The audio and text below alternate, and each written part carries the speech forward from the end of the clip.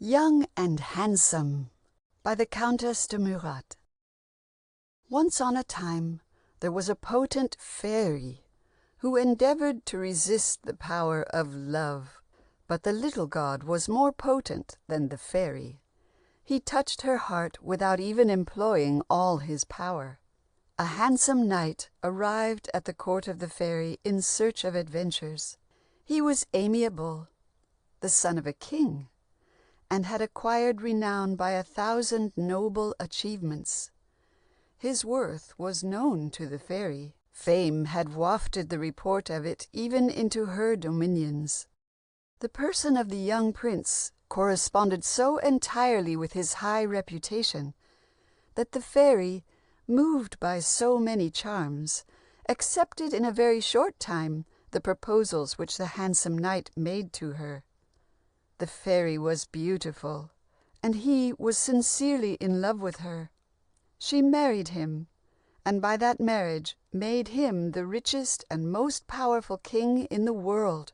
They lived a long time most happily together after their union. The fairy grew old, and the king, her husband, although he kept pace with her in years, ceased to love her as soon as her beauty had departed. He attached himself to some young beauties of his court, and the fairy was tormented by a jealousy which proved fatal to several of her rivals. She had had but one daughter by her marriage with the handsome knight. She was the object of all her tenderness, and was worthy of the affection lavished on her. The fairies, who were her relations, had endowed her from her birth with the finest intelligence, the sweetest beauty, and with graces still more charming than beauty.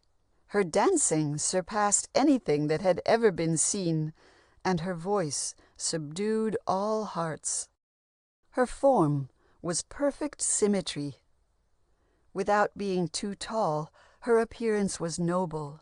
Her hair was of the most beautiful black in the world. Her mouth, small and exquisitely formed, her teeth of surprising whiteness. Her lovely eyes were black, sparkling, and expressive, and never did glances so piercing and yet so tender awaken love in the bosoms of all beholders. The fairy had named her Young and Handsome. She had not as yet endowed her herself. She had postponed that favor in order to judge the better in process of time by what sort of benefit she could ensure the happiness of a child that was so dear to her. The king's inconstancies were an eternal source of affliction to the fairy. The misfortune of ceasing to be loved induced her to believe that the most desirable of blessings was to be always lovely, and this, after 1,000 reflections, was the gift she bestowed on Young and Handsome. She was then just 16, and the fairy employed all her science in the formation of a spell which should enable the princess to remain forever exactly as she appeared at that moment. What greater benefit could she bestow on Young and Handsome than the happiness of never ceasing to be like herself?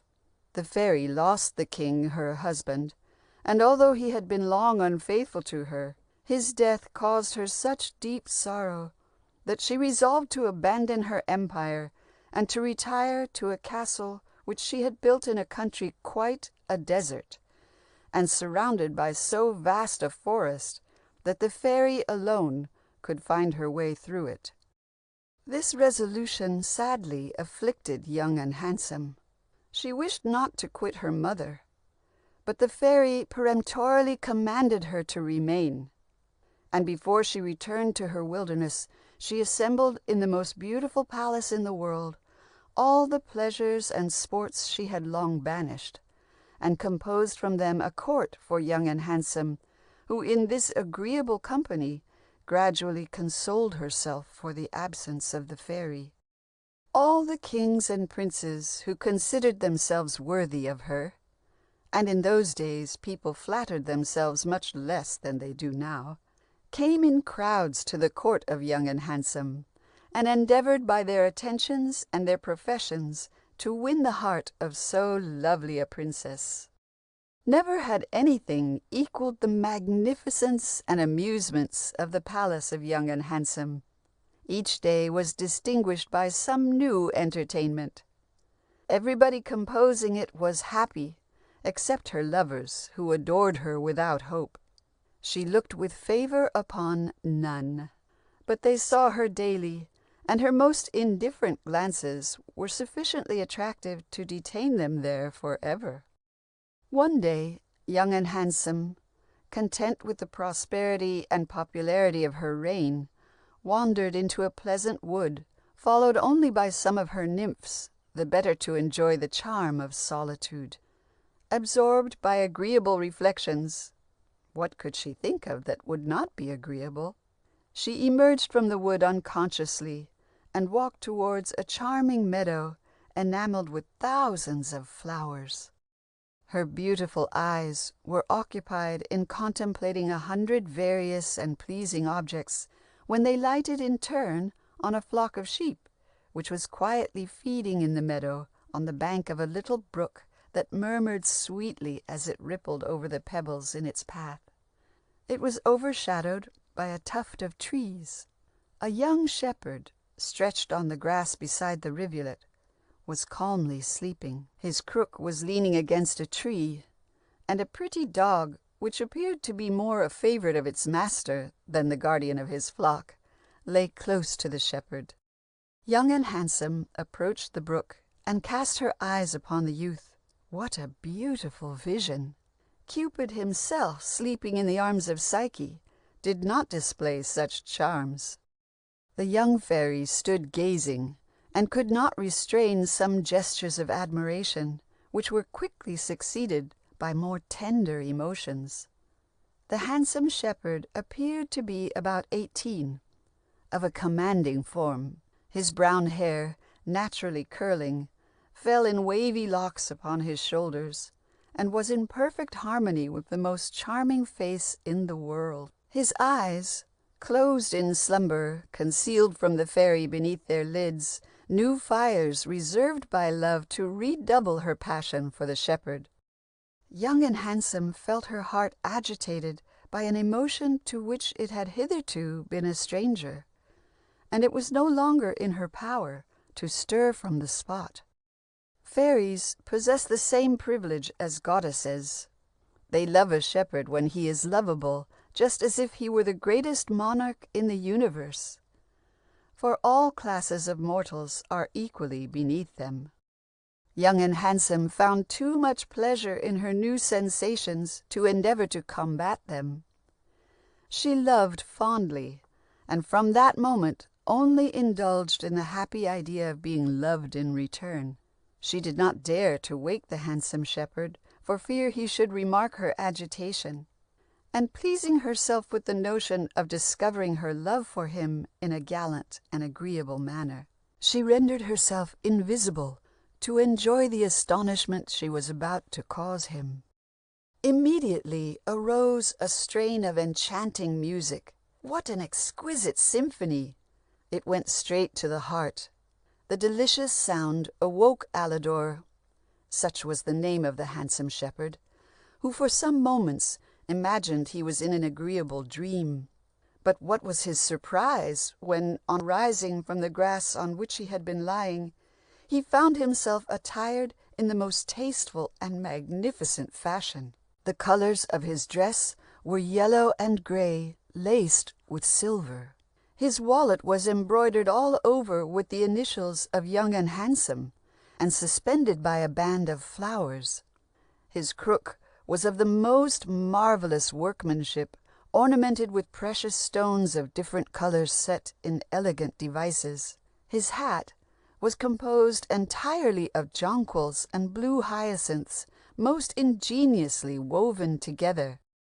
Delighted and astonished at his new attire, he gazed at himself reflected in the neighbouring stream. Young and Handsome, meanwhile, feared 100 times for him the fate of the beautiful Narcissus. The wonder of Alidor was still further increased at seeing his sheep covered with silk whiter than snow, in lieu of their ordinary fleeces, and adorned with 1,000 knots of ribbons of various colors. His favorite ewe was more decorated than any of the others. She came skipping over the grass to him, appearing proud of her ornaments. The shepherd's pretty dog had a golden collar, on which bands of small emeralds formed these 4 lines. Alas, how many fears and doubts alarm the maiden who on love her hopes would rest. A look, a word, her youthful heart may charm, but constancy alone can make it blessed. The handsome shepherd judged by these verses that he was indebted to love for his agreeable adventure.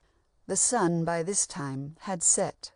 Alidor, absorbed in a delightful reverie, bent his steps towards his cottage. He did not observe any change in its exterior, but he had scarcely crossed the threshold when a delicious fragrance announced to him some agreeable novelty. He found the walls of his little hut hung with a tissue of jasmine and orange flowers.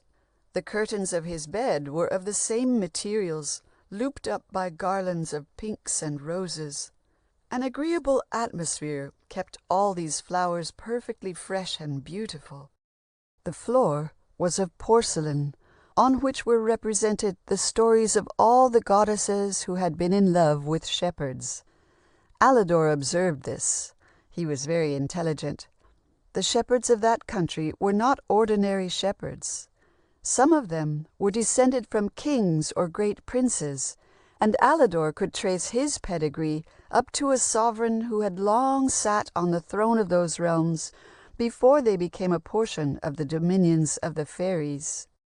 Up to this period, the handsome shepherd had been insensible to the charms of love, but he now began to feel, even without having as yet distinguished the particular object, that his young heart burned to surrender itself a prisoner. He was dying with impatience to become acquainted with the goddess or fairy who had bestowed upon him such tasteful and beautiful proofs of her affection. He paced his chamber with a sweet anxiety which he had never before experienced. As night fell, an agreeable illumination appeared to shed a new daylight throughout the cottage. The musings of Alidor were interrupted by the sight of a rich and delicate banquet which was served up to him by invisible hands. "What!" exclaimed the shepherd, smiling, "still new pleasures, and no one to partake them with me?" His little dog attempted to play with him, but he was too much preoccupied to encourage his gambols. Alidor seated himself at the table. A little Cupid appeared, and presented him with wine in a cup made of one entire diamond. The shepherd made a tolerable supper for the hero of such adventures.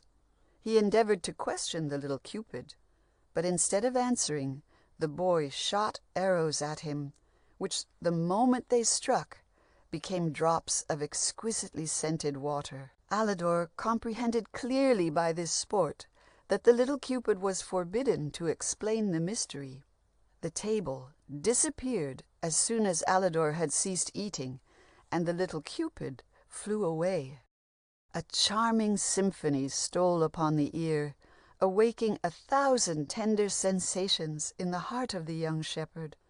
His impatience to learn to whom he was indebted for all these pleasures increased every instant, and it was with great joy he heard a voice sing the following words: "Under what form, love, wilt thou cast thy dart at the young shepherd who enthralls my heart?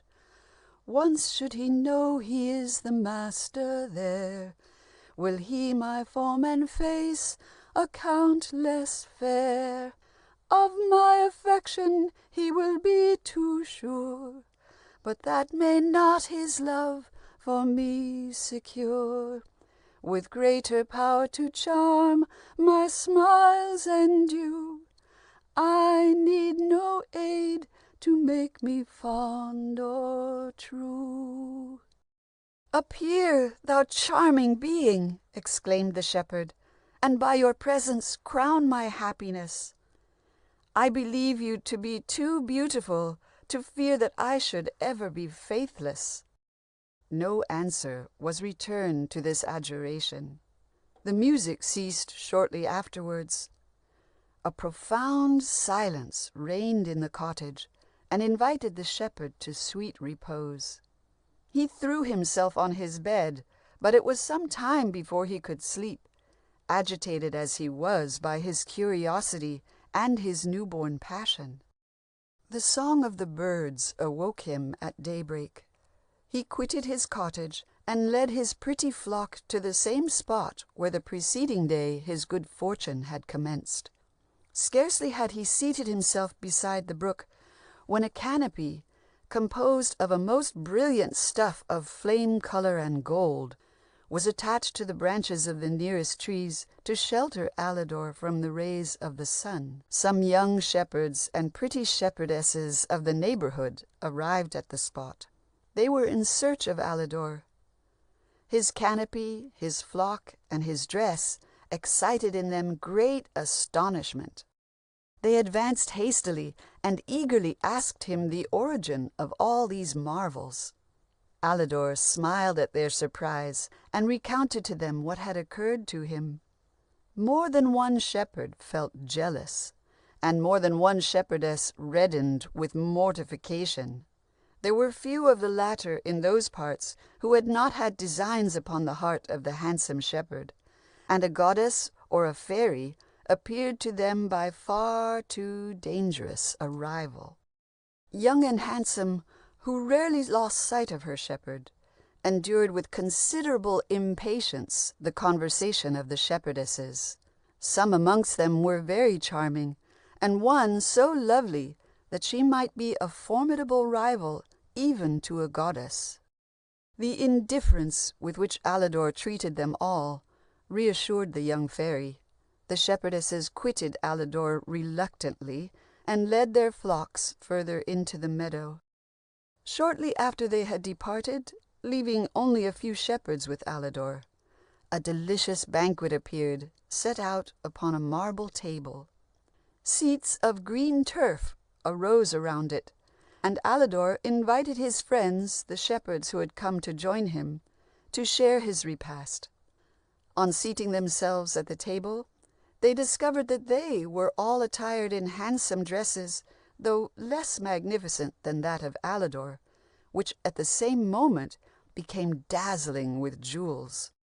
The neighboring echoes were suddenly awakened by rustic but graceful music, and a voice was heard singing the following words: "Of Alidor envy the pleasure supreme. He only could love to this bosom impart.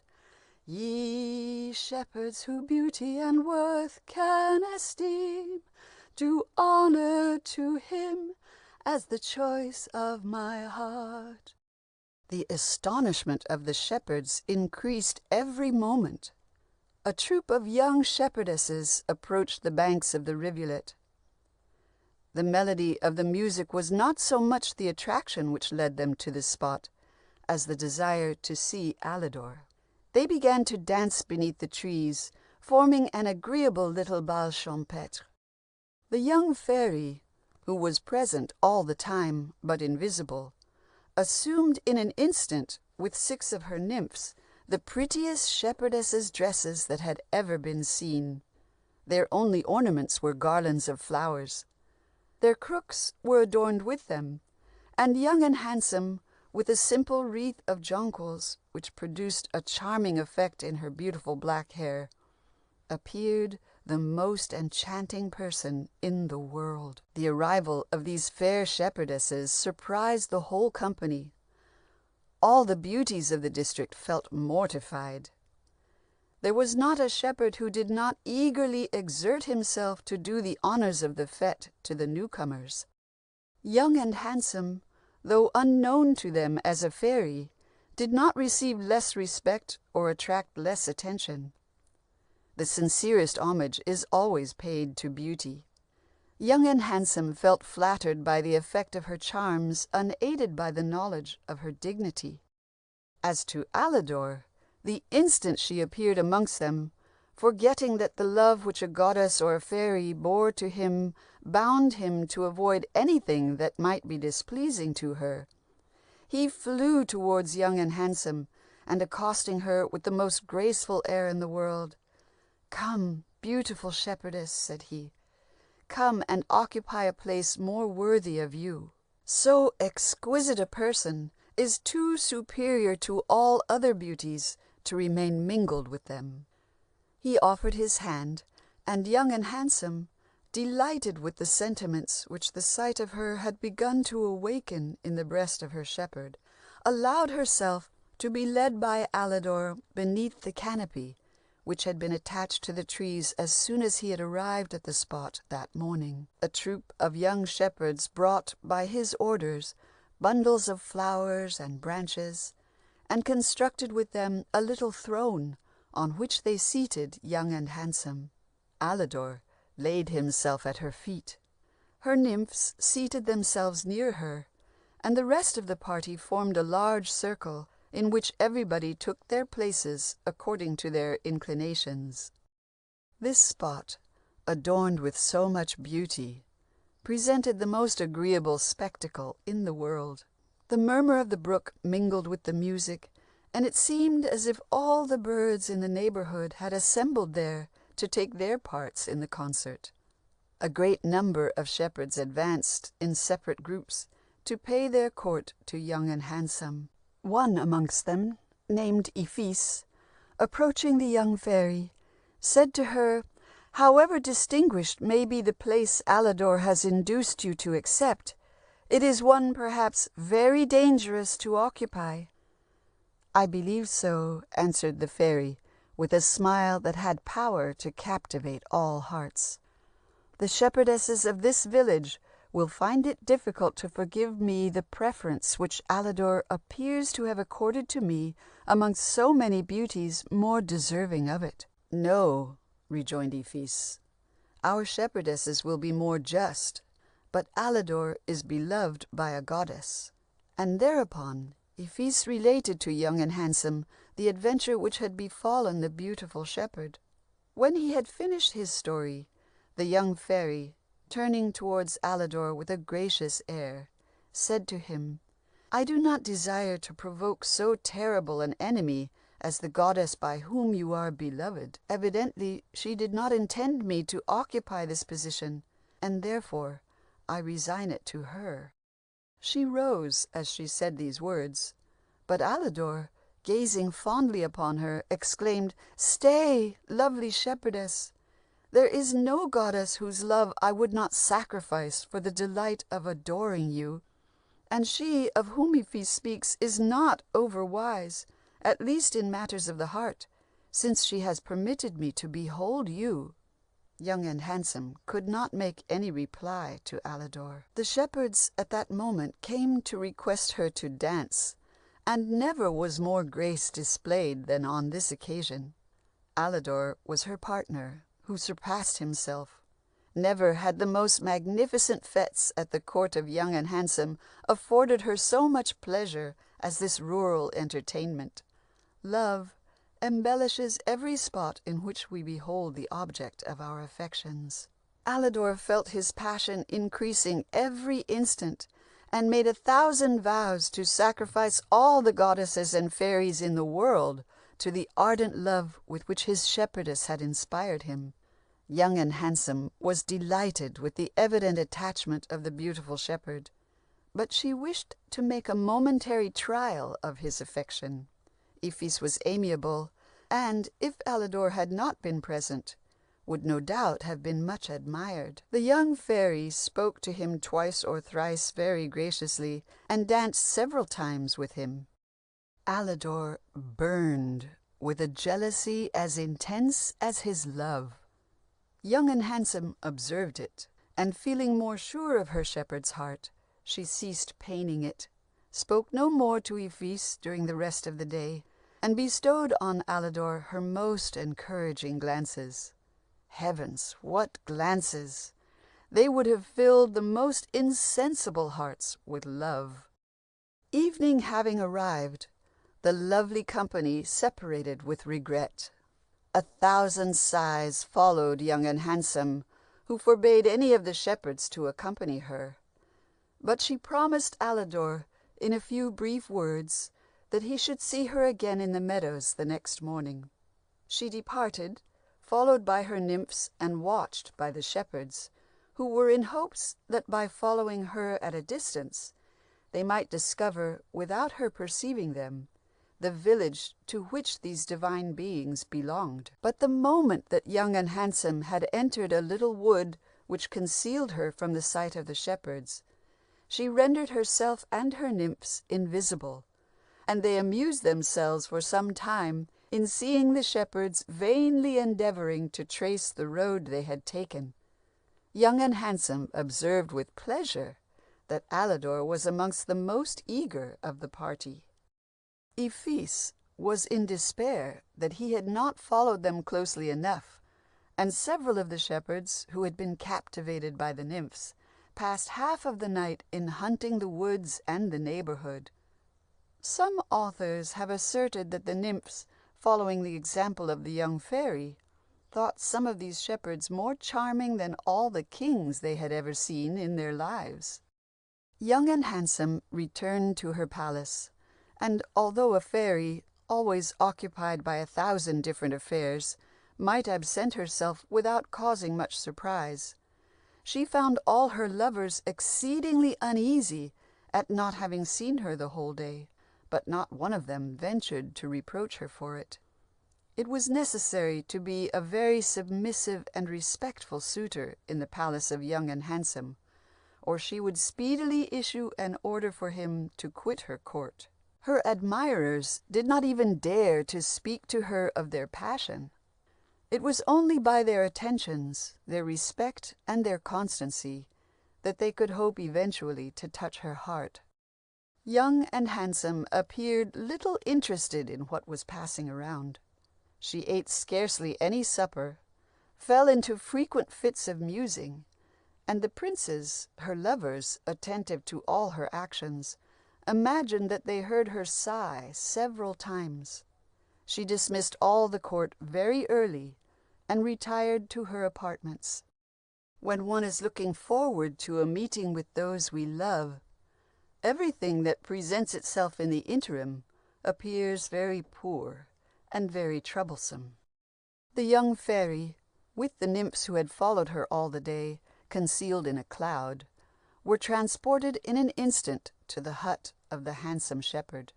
He had returned to it, very much vexed at not being able to ascertain the road his divine shepherdess had taken. Everything in his cottage was as charming as when he had left it, but as in musing he cast his eyes upon the floor of his little chamber, he perceived a change in it. In lieu of paintings from the stories of goddesses who had been in love with shepherds, he perceived the subjects were composed of terrible examples of unfortunate lovers who had proved unworthy of the affection of those divinities. "You are right," exclaimed the handsome shepherd on observing these little pictures. "You are right, goddess. I deserve your anger. But wherefore did you permit so lovely a shepherdess to present herself to my sight? Alas! What divinity could defend a heart from the effects of such charms?" Young and Handsome had arrived in the cottage when Alidor uttered these words. She felt all the tenderness of them, and her affection was redoubled by them. As on the previous day, a magnificent repast appeared, but Alidor did not enjoy it as he did the first. He was in love, and even a little jealous, for it often recurred to him that his shepherdess had spoken with some interest to Iphis. The promise, however, that she had made him that he should see her the next day in the meadow soothed a little his vexation. The little Cupid waited on him during his repast, but Alidor, occupied by his new anxiety, spoke not a word to him. The table disappeared, and the child, approaching Alidor, presented him with 2 magnificent miniature cases, and then flew away. The handsome shepherd opened one of the cases hastily. It contained the portrait of a young female of such perfect beauty that imagination can scarcely conceive it. Under this marvelous miniature was written in letters of gold, "Thy happiness depends on her affection." "One must have seen my shepherdess," said Alidor, gazing on this beautiful portrait, "not to be enchanted by so lovely a person." He closed the case and flung it carelessly on a table. He then opened the other case which the little Cupid had given to him. But what was his astonishment at the sight of the portrait of his shepherdess, resplendent with all the charms that had made so lively an impression on his heart. She was painted as he had seen her that very day, her hair dressed with flowers, and the little that appeared of her dress was that of a shepherdess. The handsome shepherd was so transported with his love that he gazed on it for a long time, without perceiving that the following words were written beneath the portrait: "Forget her attractions, or thy love will be fatal to thee." "Alas!" exclaimed Alidor, "without her could there be any happiness?" This ecstasy delighted Young and Handsome. The beautiful face he had contemplated unmoved was only a fancy portrait. The young fairy was desirous of ascertaining whether her shepherd would prefer her to so beautiful a person, and who appeared to be a goddess or a fairy. Convinced of the love of Alidor, she returned to her palace, after having assembled her nymphs by a signal that had been agreed upon. It was the illumination of the sky by some harmless lightning, and since that time such is often to be seen on a summer evening, unaccompanied by thunder. The nymphs rejoined her. They had also desired to hear something more of their lovers. Some of them were sufficiently pleased. They had found their swains occupied with recollections of them, and speaking of them with ardor. But others were less satisfied with the effect of their beauty. They found their shepherds fast asleep. A man may sometimes appear very much in love during the day, who is not sufficiently so for his passion to keep him awake all night. The young fairy retired to rest as soon as she arrived at her palace, charmed with the sincere affection of her shepherd. She had no other anxiety than the agreeable one arising from her impatience to see him again. As to Alidor, he slept a little, and without alarming himself at the warnings which he had read beneath the 2 miniatures. He thought only of returning to the meadow. He hoped to see his shepherdess there during the day. It seemed to him that he could not get there soon enough. He led his charming flock to the fortunate spot where he had seen Young and Handsome. His pretty dog took good care of it. The comely shepherd could think of nothing but his shepherdess. Young and Handsome was, much against her will, occupied that morning receiving the ambassadors of several neighboring monarchs. Never were audiences so short.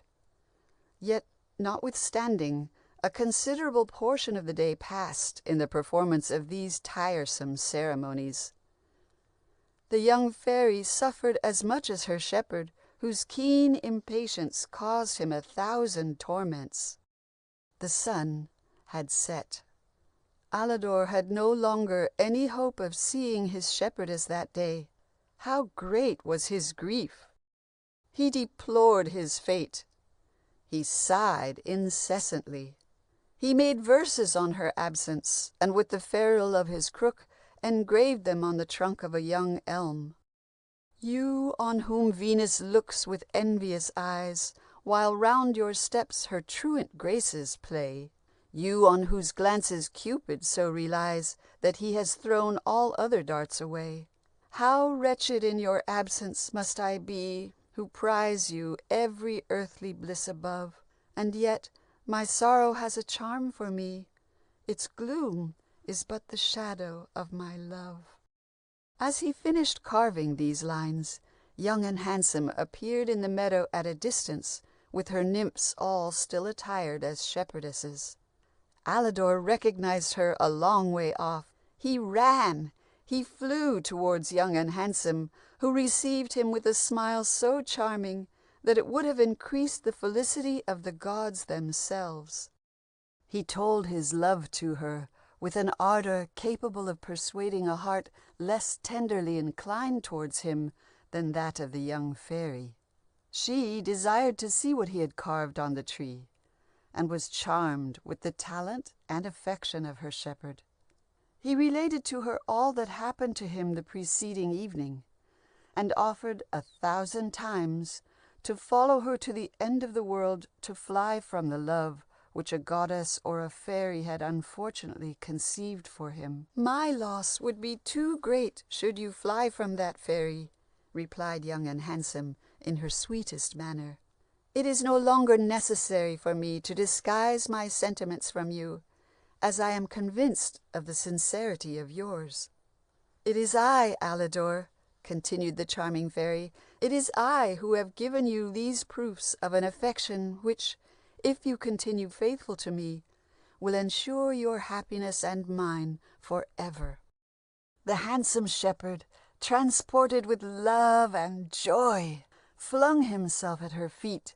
His silence appeared more eloquent to the young fairy than the most finished oration.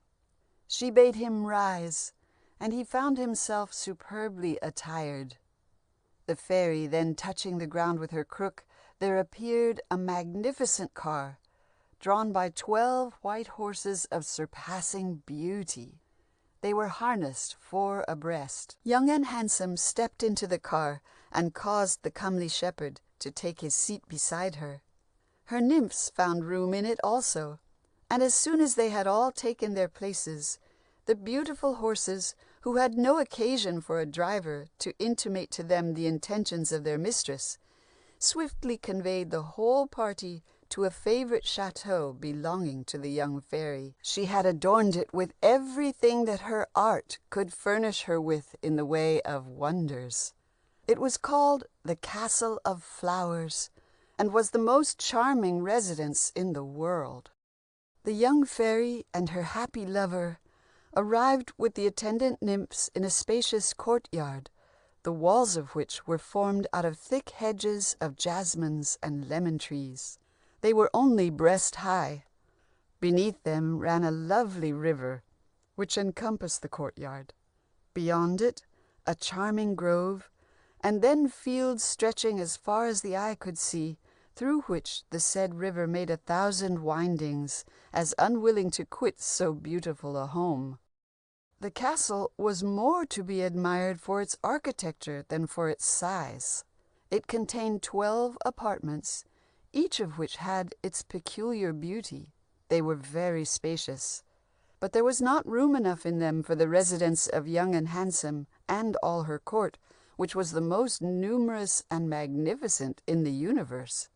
The young fairy used this castle but as a place of retreat. She was accompanied thither generally by only her most favorite nymphs and the officers of her household. She led the shepherd into the myrtle room. All the furniture was made of myrtles in continual blossom, interlaced with an art that displayed the power and good taste of the young fairy, even in the most simple things. All the rooms in the castle were furnished in the same manner, with flowers only. The air breathed in them was always fragrant and pure. Young and Handsome, by her power, had banished for ever from the spot the rigors of winter, and if the heats of summer were ever permitted to penetrate these agreeable bowers, it was only to render more enjoyable the beautiful baths attached to the building, which were delicious.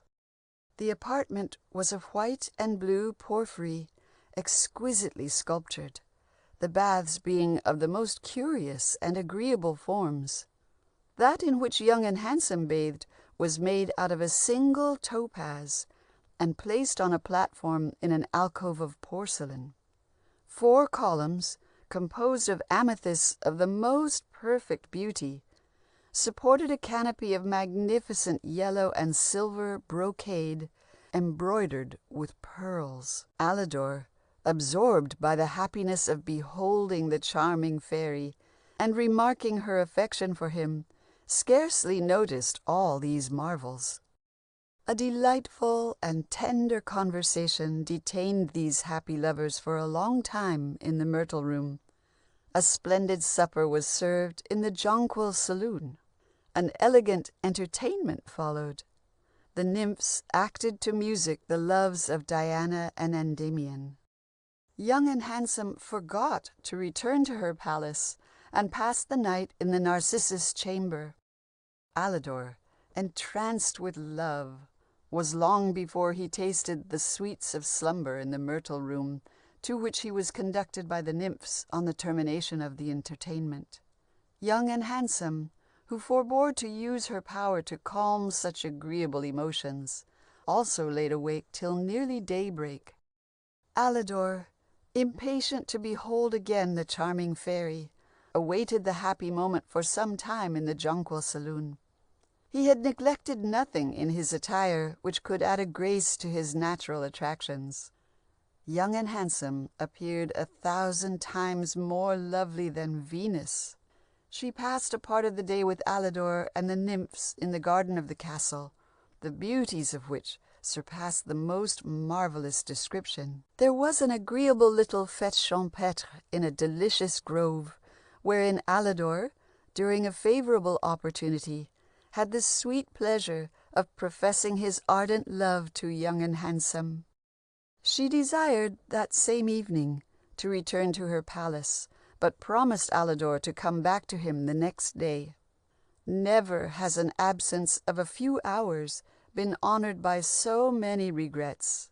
The handsome shepherd passionately desired to follow the young fairy, but she commanded him to remain in the Castle of Flowers. She wished to hide her attachment from the eyes of all her court. No one entered this castle without her order, and she had no fear that her nymphs would disclose her secret. The secrets of a fairy are always safe. They are never divulged. The punishment would follow the offense too swiftly. Young and Handsome asked Alidor for the pretty dog which had always followed him, that she might take it with her. Everything is dear to us that pleases those we love. After the departure of the young fairy, the shepherd, to indulge in his anxiety rather than to dissipate it, plunged deeper into the woods to muse on his adorable mistress. In a little meadow, enameled with flowers, and watered by an agreeable spring which arose near the middle of the wood, he perceived his flock gambolling in the grass. It was watched by 6 young female slaves with handsome features, dressed in blue and gold, with golden chains and collars. His favorite sheep recognized her master and ran to him. Alidor caressed her, and was deeply touched by the attentions of Young and Handsome to everything which concerned him. The young slaves showed Alidor their hut. It was not far from the spot, at the end of a beautiful and very shady alley. This little dwelling was built of cedar. The initials of Young and Handsome and Alidor, entwined together, appeared in every part of it, formed with the rarest woods. The following inscription was written in letters of gold upon a large turquoise: "Let the flock of him I love in these meads forever rove. By that shepherd loved, the lot of the gods I envy not." The handsome shepherd returned to the Castle of Flowers, enchanted by the kindness of the young fairy. He declined any entertainment that evening. When absent from those we love, what care we for amusements? Young and Handsome returned the next day, as she had promised, to her happy lover. What joy was theirs to behold each other again! All the power of the young fairy had never procured for her so much felicity. She passed nearly all her time at the Castle of Flowers, and rarely now appeared at court. In vain did the princes, her suitors, grieve almost to death at her absence, everything was sacrificed to the fortunate Alidor. But could so sweet a happiness last long untroubled? Another fairy, besides Young and Handsome, had seen the beautiful shepherd, and felt her heart also touched by his charms. One evening that Young and Handsome had gone to show herself for a few moments to her court, Alidor, engrossed by his passion, sat deeply musing in the jonquil saloon, when his attention was awakened by a slight noise at one of the windows, and on looking towards it he perceived a brilliant light, and the next moment he saw on a table, near which he was seated, a little creature about half a yard high, very old, with hair whiter than snow, a standing collar, and an old-fashioned farthingale. "I am the fairy Mordicant," said she to the handsome shepherd, "and I come to announce to thee a much greater happiness than that of being beloved by Young and Handsome." "What can that be?" inquired Alidor with a contemptuous air. "The gods have none more perfect for themselves." "It is that of pleasing me," replied the old fairy haughtily. "I love thee, and my power is far greater than that of Young and Handsome, and almost equals that of the gods. Abandon that young fairy for me. I will revenge thee on thine enemies and on all whom thou wouldst injure." "Thy favours are useless to me," answered the young shepherd with a smile. "I have no enemies, and I would injure no one. I am too well satisfied with my own lot, and if the charming fairy I adore were but a simple shepherdess, I could be as happy with her in a cottage as I am now in the loveliest palace in the world." At these words the wicked fairy became suddenly as tall and as large as she had hitherto been diminutive, and disappeared, making a horrible noise. The next morning Young and Handsome returned to the Castle of Flowers. Alidor related his adventure. They both knew the fairy Mordicant. She was very aged, had always been ugly, and exceedingly susceptible. Young and Handsome and her happy lover made 1,000 jokes upon her passion, and never for a moment felt the least uneasiness as to the consequences of her fury. Can one be a happy lover and think of future misfortunes? A week afterwards, Young and Handsome and the lovely shepherd took an excursion in a fine barge, gilt all over, on the beautiful river which encircled the Castle of Flowers, followed by all their little court in the prettiest boats in the world. The barge of Young and Handsome was shaded by a canopy formed of a light blue and silver tissue. The dresses of the rowers were of the same material. Other small boats, filled with excellent musicians, accompanied the happy lovers and performed some agreeable airs. Alidor, more enamoured than ever, could gaze on nothing but Young and Handsome, whose beauty appeared that day more charming than can be described. In the midst of their enjoyment they saw 12 sirens rise out of the water, and a moment afterwards 12 tritons appeared, and joining the sirens, encircled with them the little bark of Young and Handsome. The tritons played some extraordinary airs on their shells, and the sirens sang some graceful melodies, which for a while entertained the young fairy and the beautiful shepherd. Young and Handsome, who was accustomed to wonders, imagined that it was some pageant which had been prepared by those whose duty it was to contribute to her pleasure by inventing new entertainments. But, all on a sudden, these perfidious tritons and sirens, laying hold of the young fairy's boat, dragged it under water. The only danger which Alidor feared was that which threatened the young fairy. He attempted to swim to her, but the tritons carried him off despite his resistance, and Young and Handsome, borne away by the sirens in the meanwhile, was transported into her palace.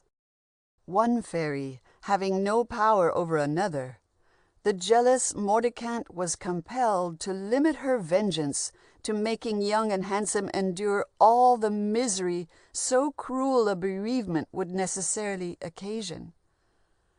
In the meanwhile, Alidor was conveyed by the Tritons to a terrible castle guarded by winged dragons. It was there that Mordicant had determined to make herself beloved by the beautiful shepherd, or to be revenged on him for his disdain. He was placed in a very dark chamber. Mordicant, blazing with the most beautiful jewels in the world, appeared to him and professed her affection for him. The shepherd, exasperated at being torn from Young and Handsome, treated the wicked fairy with all the contempt she deserved. What could equal the rage of Mordicant? But her love was still too violent to permit her to destroy the object of it. After detaining Alidor several days in this frightful prison, she resolved to endeavor to conquer the faithful shepherd by new artifices. She transported him suddenly to a magnificent palace. He was served with a sumptuousness which had not been exceeded in the Castle of Flowers. Endeavors were made to dissipate his grief by 1,000 agreeable entertainments, and the most beautiful nymphs in the universe, who composed his court, appeared to dispute with each other the honor of pleasing him. Not a word more was said to him respecting the passion of the wicked fairy, but the faithful shepherd languished in the midst of luxury, and was in no less despair at his separation from Young and Handsome, when witnessing the gayest entertainments, than he had been whilst immured in his dreadful prison. Mordicant trusted, however, that the absence of Young and Handsome, the continual round of pleasures provided for Alidor's amusement, and the presence of so many charming women, would at length overcome the fidelity of the shepherd.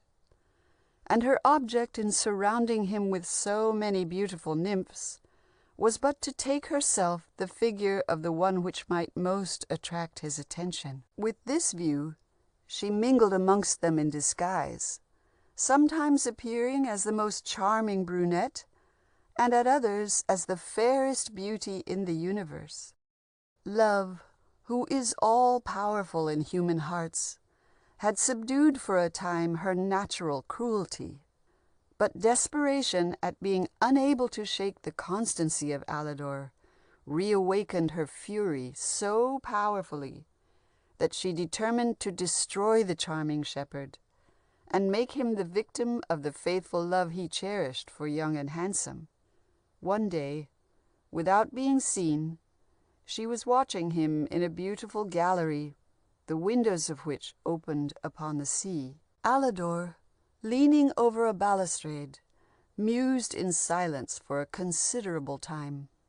But at length, after a heavy sigh, he uttered such tender and touching lamentations, depicting so vividly his passion for the young fairy, that Mordicant, transported with fury, appeared to him in her natural shape, and after having loaded him with reproaches, caused him to be carried back to his prison, and announced to him that in 3 days he should be sacrificed to her hatred, and that the most cruel tortures should avenge her slighted affection. Alidor regretted not the loss of a life which had become insupportable to him, deprived of Young and Handsome, and satisfied that he had nothing to fear on her account from the wrath of Mordicant, the power of the young fairy being equal to hers, he calmly awaited the death he had been doomed to. In the meanwhile, Young and Handsome, as faithful as her shepherd, mourned over his loss. The sirens who had wafted her back to her palace had disappeared as soon as their task was accomplished, and the young fairy was convinced that it was the cruel Mordicant who had bereft her of Alidor. The excess of her grief proclaimed at the same time to all her court her love for the young shepherd and her loss of him. How many monarchs were envious of the misery even into which the wicked fairy had precipitated Alidor! What vexation for these enamored princes to learn that they had a beloved rival, and to behold Young and Handsome occupied only in weeping for this fortunate mortal! His loss, however, revived their hopes. They had discovered at last that Young and Handsome could feel as well as inspire affection. They redoubled their attentions. Each flattered himself with the sweet hope to occupy some day the place of that fortunate lover. But Young and Handsome, inconsolable for the absence of Alidor, and worried by the advances of his rivals, abandoned her court and retired to the Castle of Flowers.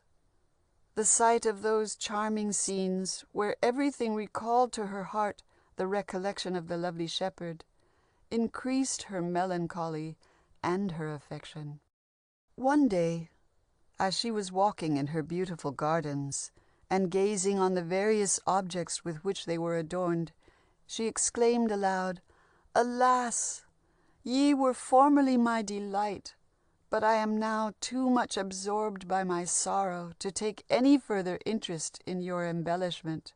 As she ceased speaking, she heard the murmur of a gentle breeze that, agitating the flowers of this beautiful garden, arranged them instantaneously in various forms. First, they represented the initials of Young and Handsome, then those of another name which she was not acquainted with, and a moment afterwards they formed distinctly entire words, and Young and Handsome, astonished at this novelty, read these verses written in so singular a fashion. "Bid fond Zephyr tend thy bowers, at his breath awake the flowers. Thus for Flora every morn doth he mead and grove adorn. How much more his pride 'twould be, fairer nymph, to sigh for thee." Young and Handsome was pondering on these verses when she saw the deity named in them appear in the air and hastened to declare his passion to her. He was in a little car of roses, drawn by 100 white canary birds, harnessed 10 and 10, with strings of pearl. The car approached the earth, and Zephyr descended from it close to the young fairy. He addressed her with all the eloquence of a very charming and very gallant divinity. But the young fairy, in lieu of feeling flattered by so brilliant a conquest, replied to him like a faithful lover. Zephyr was not disheartened by the coldness of Young and Handsome. He hoped to soften her by his attentions. He paid his court to her most assiduously, and neglected nothing that he thought could please her. The glory of Alidor was now complete. He had a god for his rival, and was preferred to him by Young and Handsome. Nevertheless, this fortunate mortal was on the point of being destroyed by the fury of Mordicant. A year had nearly elapsed since the young fairy and the beautiful shepherd had been torn from each other, when Zephyr, who had given up all hopes of shaking the constancy of Young and Handsome, and was moved by the tears which he saw her unceasingly shed for the loss of Alidor, exclaimed one day, on finding her more depressed than usual, "Since it is no longer possible for me to flatter myself, charming fairy, that I shall ever have the good fortune to gain your affections, I am desirous of contributing at least to your felicity. What can I do to make you happy?" "To make me happy," replied Young and Handsome, with a look so full of tenderness that it was enough to revive all the love of Zephyr, "you must restore to me my Alidor. I am powerless against another fairy, but you, Zephyr, you are a god, and can destroy all the spells of my cruel rival." "I will endeavor," rejoined Zephyr, "to subdue the tender sentiments you have inspired me with sufficiently to enable me to render you an agreeable service." So saying, he flew away, leaving Young and Handsome to indulge in a sweet hope. Zephyr did not deceive her. He was not in the habit of loving for any length of time without the certainty of eventual success, and it was evident to him that the young fairy was too constant for him to hope that he could ever make her forget Alidor. He therefore flew to the horrible prison, where the beautiful shepherd awaited nothing less than death. An impetuous wind, swelled by 6 northern breezes that had accompanied Zephyr, blew open in an instant the gates of the dungeon, and the beautiful shepherd, enveloped in a very brilliant cloud, was wafted to the castle of flowers. Zephyr, after he had seen Alidor, was less surprised at the constancy of Young and Handsome, but he did not make himself visible to the shepherd until he had restored him to the charming fairy.